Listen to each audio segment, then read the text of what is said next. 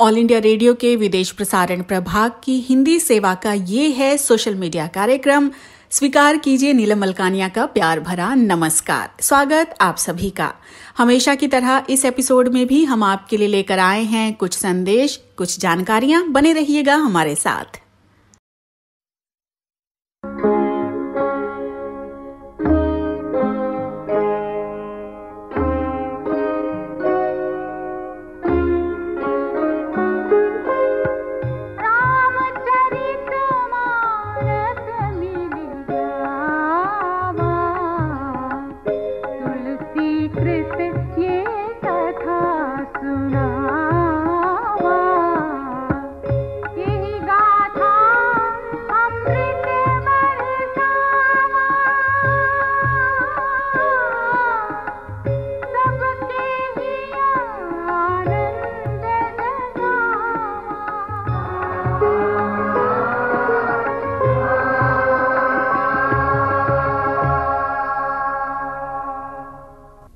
विधि के विधान के अनुसार श्री राम तथा जानकी का विवाह शिव के धनुष के अधीन था, जो उसके टूटते ही संपन्न हो गया।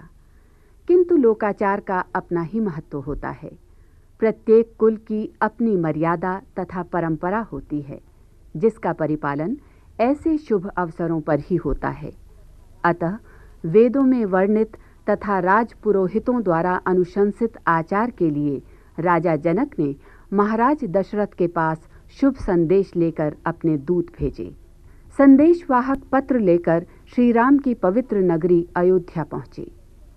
पाती बाँचते हुए महाराज दशरथ का हृदय पुलकित हुआ और नैनों में आनंद के आंसू छलक आए। जनकपुरी से आए दूतों का समाचार सुन मित्र मंडली के साथ खेलते हुए भरत तथा शत्रुघ्न दौड़े आए।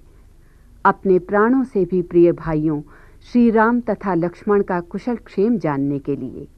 जब से ऋषि विश्वामित्र के साथ राजा दशरथ के दो पुत्र ऋषि मुनियों की यज्ञ रक्षा के लिए गए थे, तब से आज पहली बार उन दो किशोरों के कुशल क्षेम का समाचार मिला था। दूतों ने धनुष यज्ञ में श्री राम के पराक्रम की कथा सुनाई, जिसे सुनकर सभी गदगद हो गए।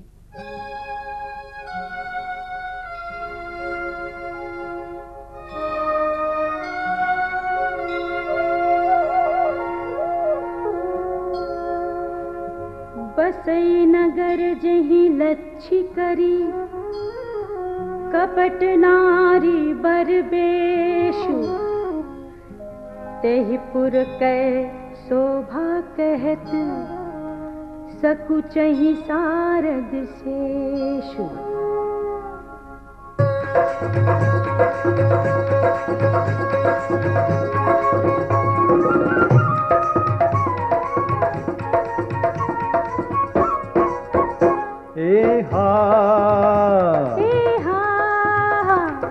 पहुँचे दूत रामपुर पावन,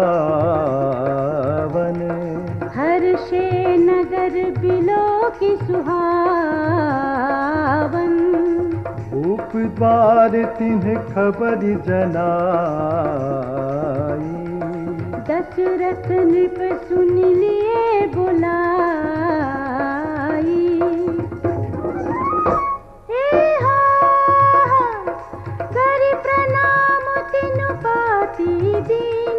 मुदित महीप आप उठी दीन्ही, बारी बिलोचन बाजत पाती।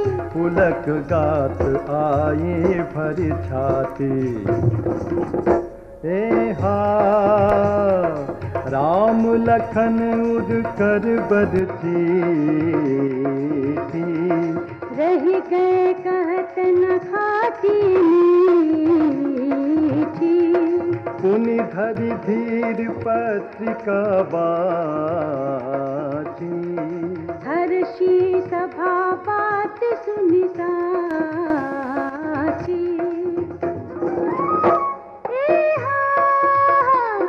खेलत रहे तहा सुधि पाई, आए भरत सहित हित भाई।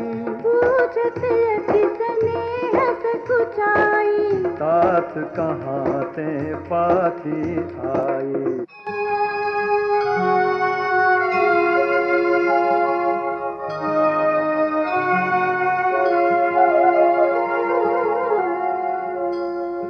कुशल प्राण प्रिय बंधु दो, आहहि कहु केहि देश।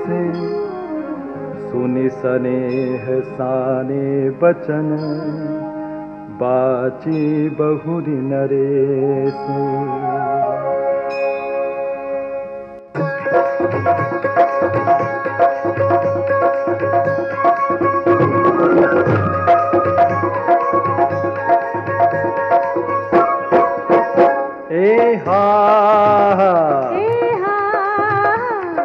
सुनि पाती पुल के दो घाता,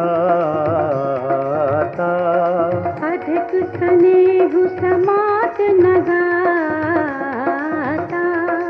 प्रीति पुनीत भरत कै देखी, सकल सभा सुख लहै उबसेखी।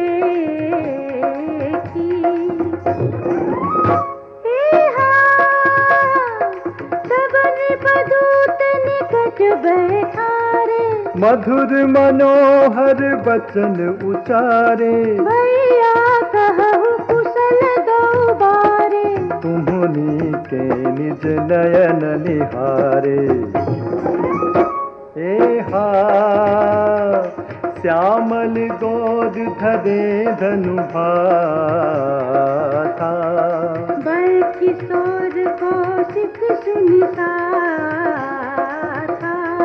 पहचानहु तुम कहु सुभाऊ, प्रेम विवश पुनि पुनि कहराऊ।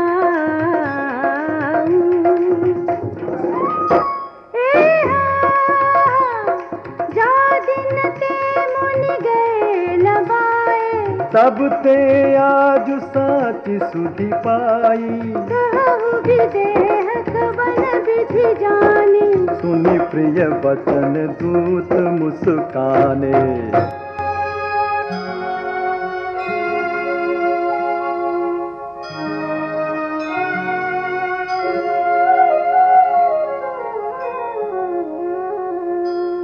सुनहु महीपति मुकुट मणि,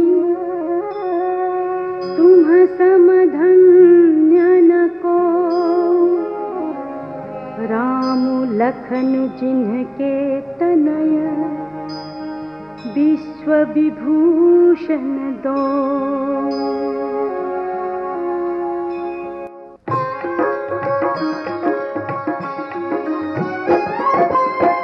पूछन जो गुण तनय तुम्हारे, पुरुष सिंह तिहु पुर उजियारे। जिनके जस प्रताप के आगे, शशि मलिन रवि शीतल लागे।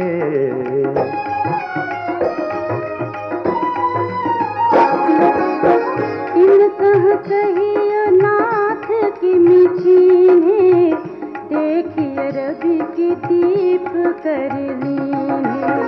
सिय स्वयंवर भूप यकेका, समिटे सुभट एक ते एका। शंभु सरासनु काहु लुटारा, हारे सकल वीर बरिहारा। तीन लोक महजे भट मानी, सब कै सकत शंभु धनु भानी।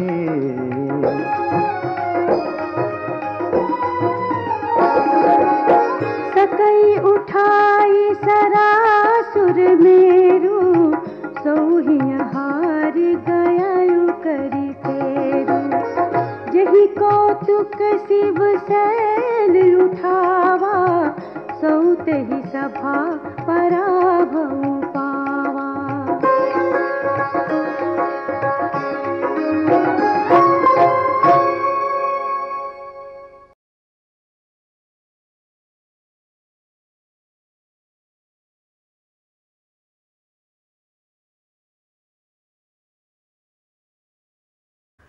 ये ऑल इंडिया रेडियो की हिंदी सेवा है। अब आप नीलम मलकानिया से समाचार सुनिए। प्रधानमंत्री नरेंद्र मोदी ने आंध्र प्रदेश, कर्नाटक, महाराष्ट्र, पंजाब, तमिलनाडु और दिल्ली के मुख्यमंत्रियों से कोविड-19 महामारी के बारे में वार्ता की है। प्रधानमंत्री ने महामारी से बचाव के लिए छोटे छोटे संक्रमण क्षेत्रों पर भी ध्यान देने के लिए कहा तथा मुख्यमंत्रियों से आर्थिक गतिविधियों को आगे बढ़ाने का आह्वान भी किया है। संसद के दोनों सदन, राज्यसभा और लोकसभा अनिश्चित काल के लिए स्थगित हो गए हैं। कोविड-19 महामारी की वजह से मानसून सत्र जल्दी समाप्त हो गया। सत्र के दौरान 25 महत्वपूर्ण विधेयक पारित किए गए तथा 6 नए विधेयक पेश किए गए। Flight lieutenant Shivangi Singh Rafale लड़ाकू यान उड़ाने के लिए चुनी जाने वाली भारतीय वायुसेना की पहली महिला पायलट बन गई हैं। फ्लाइट लेफ्टिनेंट शिवांगी सिंह भारतीय वायुसेना के गोल्डन एरो दस्ते का हिस्सा होंगी। भारत ने संयुक्त राष्ट्र की 75वीं वर्षगांठ पर विशेष सत्र में कश्मीर पर की गई तुर्की के राष्ट्रपति की टिप्पणी का कड़ा विरोध किया है। भारत ने तुर्की को भारतीय आंतरिक मामलों में हस्तक्षेप न करने तथा अपनी नीतियों पर ध्यान देने के लिए कहा है। संयुक्त राष्ट्र में भारत के स्थायी प्रतिनिधि टी.एस. त्रिमूर्ति ने कहा कि तुर्की के राष्ट्रपति की टिप्पणी पूरी तरह अस्वीकार्य है और इसे अन्य देशों की संप्रभुता का सम्मान करना सीखना चाहिए। सूरत में ओएनजीसी हाजिरा गैस प्रसंस्करण संयंत्र में आग भड़क उठी। अभी तक किसी के हताहत होने की खबरें नहीं हैं। दमकल कर्मी और प्रबंधन कर्मी तुरंत आग लगने के स्थान पर पहुंच गए थे। भारत में 46,74,897 लोग कोविड-19 से स्वस्थ हो चुके हैं। पिछले 24 घंटों में 87,374 लोग रोग मुक्त हुए हैं। स्वास्थ्य एवं परिवार कल्याण मंत्रालय के अनुसार रोग मुक्ति की दर अब 81.55% है। भारत में कोविड-19 संक्रमण का पता लगाने के लिए पिछले 24 घंटों में 11,56,569 कोविड जांचें की गईं। अभी तक 6.7 करोड़ से ज्यादा जांचें की जा चुकी हैं। नेपाल में चीन द्वारा इसके राज्य क्षेत्रों में अतिक्रमण किए जाने के विरोध में प्रदर्शन हो रहे हैं। खबरों के अनुसार चीन ने नेपाल चीन सीमा के हमला क्षेत्र में इमारतों का निर्माण किया है। विरोध प्रदर्शनकारी चीन विरोधी नारे लगाते हुए और हाथों में तख्तियां थामे काठमांडू स्थित चीनी दूतावास पहुंचे। अमेरिका में बोरोना टेलर मामले में किसी पुलिस अधिकारी के खिलाफ मामला दर्ज न करने के न्यायालय के फैसले के बाद भड़के विरोध प्रदर्शनों में केंटकी के लुइसविले क्षेत्र में 2 पुलिस अधिकारियों को गोली मार दी गई। अश्वेत महिला बोरोना टेलर की मार्च में हत्या कर दी गई थी। अमेरिका के बहुत से हिस्सों में एक बार फिर ब्लैक लाइव्स मैटर नामक आंदोलन शुरू हो गया है। स्पेन की राजधानी मैड्रिड के कुछ क्षेत्रों में फिर से लॉकडाउन लगा दिया गया है। स्पेन में फिर से कोविड-19 संक्रमण के मामले बढ़ने शुरू हो गए हैं। विशेषज्ञों ने चेतावनी दी है कि कोरोना विषाणु संक्रमण का दूसरा चरण और भी खतरनाक हो सकता है। इसी के साथ ये समाचार बुलेटिन अब समाप्त होता है।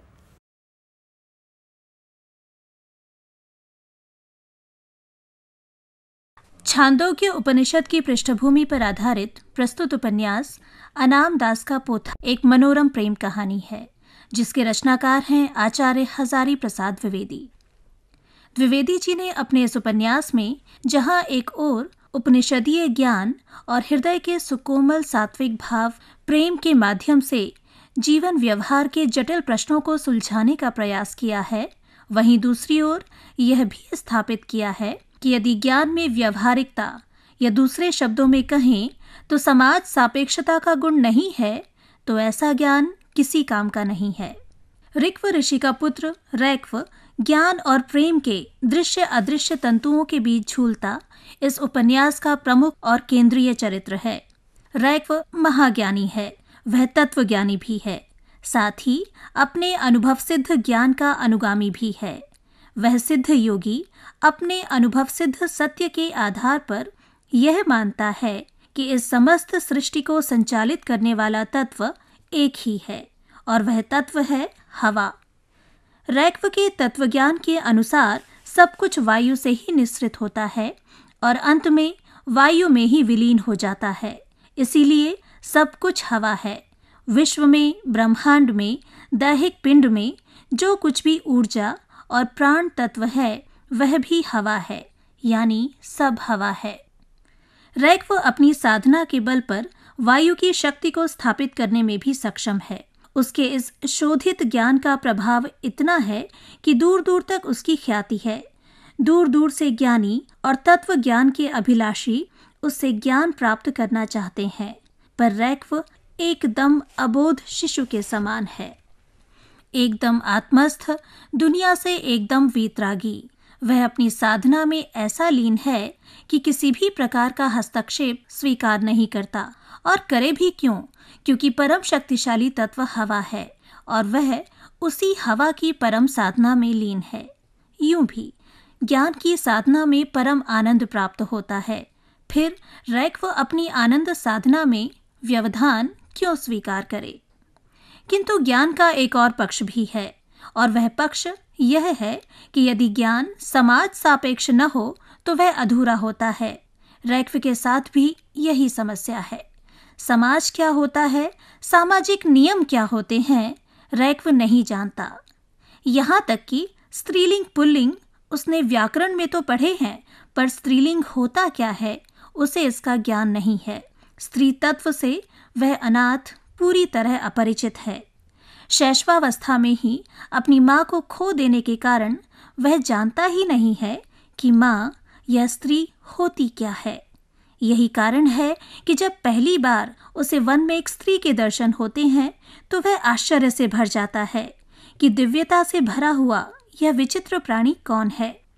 ऐसा रूप तो उसने किसी ऋषि पुत्र में कभी नहीं देखा, और न ही ऐसी मधुर वाणी उसने पहले कभी सुनी है। जानश्रुति कन्या जाबाला को देख रैक्व को संदेह होता है कि यह कोई देवलोक का प्राणी है जो हम मनुष्यों से एकदम अलग और दिव्य है। उसके मुलायम और मनोहर केश, हिरनी जैसी आंखें उसे चकित करने के लिए काफी हैं।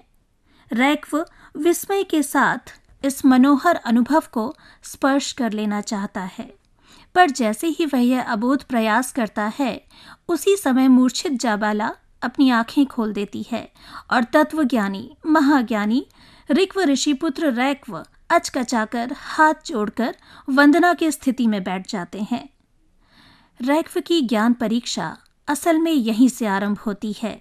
व्यवहारिक ज्ञान के अभाव में उसका अर्जित और अनुभव सिद्ध ज्ञान शून्य हो जाता है। उसे नहीं समझ में आता कि एक पुरुष का स्त्री को स्पर्श करना अनुचित क्यों है, और भला इसमें क्या पाप है कि वह किसी कन्या को अपनी पीठ पर बैठाकर उसके गंतव्य स्थल तक छोड़ आए। यहाँ फिर व्यवहारिकता ज्ञान के आड़े आती है, कारण उसने तो अब तक यही पढ़ा है कि आर्थ और विपन्न जनों की सेवा करना धर्म है। किंतु प्रश्न यही है कि स्त्री पदार्थ शुभे को यह अनुचित और पाप कर्म क्यों लगता है। यह तो मनोवैज्ञानिक तथ्य है कि प्रश्न और शंकाओं का जब तक समाधान नहीं होता तब तक मन को शांति नहीं मिलती और वह विचलित रहता है। रैक्व भी इसीलिए चिंतित भी है और विचलित भी। इसके पीछे एक कारण तो यह है कि उसे यह पता चल गया है कि अब तक वह जो कुछ मान रहा था वैसा असल में नहीं है, यानी उसका ज्ञान संपूर्ण नहीं है, सत्य कुछ और ही है। क्योंकि शुभा को व्यावहारिक ज्ञान है और वह उससे अधिक ज्ञानी भी है, और उसने ऐसा ही कहा है कि सब कुछ हवा नहीं है। कन्या तत्व शुभे के प्रथम दर्शन के बाद हृदय जिस प्रकार चंचल हो गया है वह वायु की शक्ति नहीं तो असल में और क्या चीज है। इसके साथ ही पीठ पर एक विचित्र सी सनसनाहट का कारण और क्या हो सकता है यदि वह तत्व हवा नहीं है। ये सारे प्रश्न रैक्व को उद्वेलित कर रहे हैं। खास बात यह है कि रैक्व इतना मासूम और भोला है कि वह अपने हृदय में उठने वाले इस नए आवेग को भी नहीं जानता। उसे यह आभास तक नहीं है कि जिसे वह वायु की शक्ति मान रहा है वह असल में वायु नहीं बल्कि प्रेम है।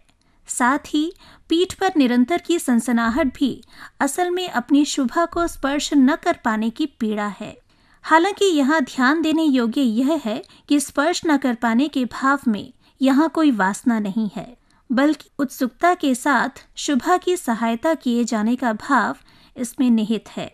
यहाँ एक और बात ध्यान देने योग्य है, और वह यह है कि जिस प्रकार प्रेम व्यक्ति को बदल देता है, रैक्व में भी अभूतपूर्व बदलाव आ गया है। छांदोग्य उपनिषद के प्रसंग के अनुसार भी 2 हंसों को रैक्व के ज्ञान की प्रशंसा करते सुन महाराज जानश्रुति रैक्व से ज्ञान प्राप्ति के लिए आते हैं, तो रैक्व न केवल उनके उपहार लौटाते हैं, बल्कि अपमान सूचक शब्दों से उनका तिरस्कार भी करते हैं। पर क्योंकि लोक में यह विदित ही है कि रैक्व व्यवहार में रूखे हैं और ज्ञानियों का व्यवहार होता ही ऐसा है, इसलिए जानश्रुति बुरा नहीं मानते और अगली बार अपनी कन्या को लेकर उनके पास पहुंचते हैं। तब रैक्व प्रसन्न भाव से जानश्रुति की कन्या का मुख अपनी ओर उठाकर कहते हैं कि इस सुंदर मुख के कारण तुम मुझे बोलने को बाध्य कर रहे हो। उपनिषदीय ज्ञान और द्विवेदी जी द्वारा प्रस्तुत अबोध प्रेम यहाँ एक ही धरातल पर नजर आते हैं, जिसका सार यही है कि सौंदर्य और प्रेम कठोर से कठोर हृदय को भी सरस बना देता है। दिनकर के शब्दों में कहें तो प्रेम पुरुष जैसे परुष प्राणी के साथ भी कुछ यूं करता है। इंद्र का आयुध पुरुष जो झेल सकता है, सिंह से बाहें मिलाकर खेल सकता है, फूल के आगे वही असहाय हो जाता, शक्ति के रहते हुए निरुपाय हो जाता, विद्ध हो जाता, सहज बंकिम नयन के बाण से जीत लेती रूप सी नारी उसे मुस्कान से। प्रिय रैक्व के साथ भी कुछ ऐसा ही हुआ है। शुभा ने उस रुक्ष योगी को संसारी बना दिया है। प्रेम ने रैक्व को जंगल के बीहड़ से हटाकर जीवन सौंदर्य की ओर उन्मुख कर दिया है, और अब रैक्व को यह समझ में आ गया है कि जीवन की व्यावहारिकता प्रेम के साथ मिलकर व्यक्ति को संपूर्ण बनाती है, और यही अंतिम सत्य है। रैक्व के माध्यम से द्विवेदी जी यह भी स्थापित करते हैं कि ज्ञान या साधना पर केवल पुरुष वर्चस्व नहीं है, बल्कि इस क्षेत्र में स्त्रीलिंग और पुल्लिंग दोनों का बराबर स्वागत है, ठीक प्रेम की तरह। प्रेम की सत्यता जैसे अहम को समाप्त कर देती है, ठीक उसी तरह ऋक्व का हृदय भी प्रेम के प्रवेश से पहले की अपेक्षा कहीं अधिक उदार और कोमल हो गया है। यह उदारता और कोमलता असल में चित्त का वह विस्तार है जिसकी स्थापना द्विवेदी जी अपने इस उपन्यास के माध्यम से करना चाहते हैं। कुल मिलाकर द्विवेदी जी का यह उपन्यास इस जटिल जीवन में सरस, सरल और सहज भावों की ऐसी दुनिया प्रस्तुत करता है जिसमें जीवन का उत्कर्ष है, और सहज अकलुषित प्रेम के माध्यम से असंसारी को भी संसारी बना देने का सुंदर उपक्रम है। ये ऑल इंडिया रेडियो की हिंदी सेवा है। आइए सुनते हैं सामयिक वार्ता। विषय है कृषि विधेयक किसानों के लिए एक ऐतिहासिक क्षण। आलेख पत्रकार शंकर कुमार का है। वाचक हैं मनोज कुमार चौधरी। संसद द्वारा पारित कृषि विधेयक निश्चित रूप से देश के किसानों के लिए एक ऐतिहासिक क्षण साबित होंगे। ये विधेयक न केवल किसानों को सारे राज्यों में अपनी उपज का व्यापार करने की स्वतंत्रता प्रदान करेंगे, बल्कि ये किसानों को अपनी उपज के व्यापारी बनने की शक्ति भी प्रदान करेंगे। वास्तव में 2 कृषि विधेयक, किसान उपज व्यापार तथा वाणिज्य संवर्धन तथा सुविधा विधेयक तथा मूल्य आश्वासन और कृषि सेवा विधेयक पर आधारित किसान सशक्तिकरण तथा संरक्षण समझौता भी कल्पित है। ये विधेयक देश के करोड़ों किसानों के लिए एक सुस्थिर और लाभकारी भविष्य को सुनिश्चित करेंगे। प्रधानमंत्री नरेंद्र मोदी ने उचित ही कहा कि कृषि क्षेत्र में परिवर्तन समय की मांग है। वास्तव में अपनी उपज संबंधी निर्णय लेने में किसानों को स्वाधीनता देने वाला इससे पहले इस तरह का एक भी कानून नहीं था। इसके अलावा कृषि उत्पादों की खरीद और बिक्री में उनके हाथ बंधे हुए थे। अधिसूचित कृषि उपज बाजार समिति ने अपने दायरे के बाहर किसानों को अपनी कृषि उपज बेचने से रोके रखा था। राज्य सरकारों के पंजीकृत लाइसेंसधारियों को ही फसल बेचने की उनकी सीमाएं तय कर दी गई थीं। इसके अलावा विभिन्न राज्य सरकारों द्वारा प्रभावी भिन्न कृषि उपज विपणन समितियों से संबंधित कानूनों की प्रधानता के कारण विभिन्न राज्यों के बीच कृषि उपज के उन्मुक्त प्रवाह में बाधाएं बनी हुई हैं। लेकिन अब 2 कृषि विधेयक भारतीय किसानों के जीवन की दशा में परिवर्तन लाएंगे। वे अब राज्य कृषि उपज विपणन कानूनों के अंतर्गत अधिसूचित बाजारों के भौतिक परिसरों के बाहर अपने कृषि उत्पादों का व्यवसाय कर सकते हैं। इसे स्मरण रखना चाहिए कि छोटे आकार का होने के कारण भारतीय कृषि को विखंडन द्वारा चिन्हित किया जाता है। मौसम पर निर्भरता, उत्पादन अनिश्चितता तथा बाजार की अस्थिरता जैसी इसकी कुछ दुर्बलताएं हैं। ये कृषि को जोखिम भरा तथा इनपुट और आउटपुट दोनों तरह के प्रबंधन में अप्रभावी बनाती हैं। इस पृष्ठभूमि में दोनों कृषि विधेयक क्रांतिकारी हैं, क्योंकि ये अब किसानों को अनावश्यक बाधाओं से छुटकारा दिलाएंगे, जिसका वे कृषि संबंधी मुद्दों के निपटारे में सामना किया करते थे। केंद्रीय कृषि मंत्री नरेंद्र सिंह तोमर ने अपने वक्तव्य में कहा कि दोनों कृषि विधेयक राज्य कानूनों के तहत स्थापित न ही मंडियों और न ही न्यूनतम समर्थन मूल्य MSP की वसूली को प्रभावित करेंगे। राज्य के कानून बंद कर दिए जाएंगे और राज्य किसानों की बेहतरी के लिए एक तंत्र के रूप में विधेयकों की स्वीकृति के लिए माहौल बनाएंगे। वास्तव में सरकार किसानों की आय दोगुनी करने की अपनी वचनबद्धता पर कायम है। इसने कृषि समुदाय को खुश होने का एक अवसर दिया है, जबकि ये विधेयक उन्हें और अधिक विकल्प प्रदान करेंगे। ये बाजार की लागतों को कम करने में भी मददगार होंगे। इसके अलावा ये विधेयक बेहतर मूल्य प्राप्त करने तथा घाटे और कम मूल्यों के साथ क्षेत्रों के उपभोक्ताओं को अधिशेष देने में किसानों के लिए मददगार होंगे। ये विधेयक इलेक्ट्रॉनिक रूप से निर्बाध व्यापार को सुनिश्चित करने के लिए लेन देन के मंच में एक इलेक्ट्रॉनिक व्यापार का प्रस्ताव भी करते हैं।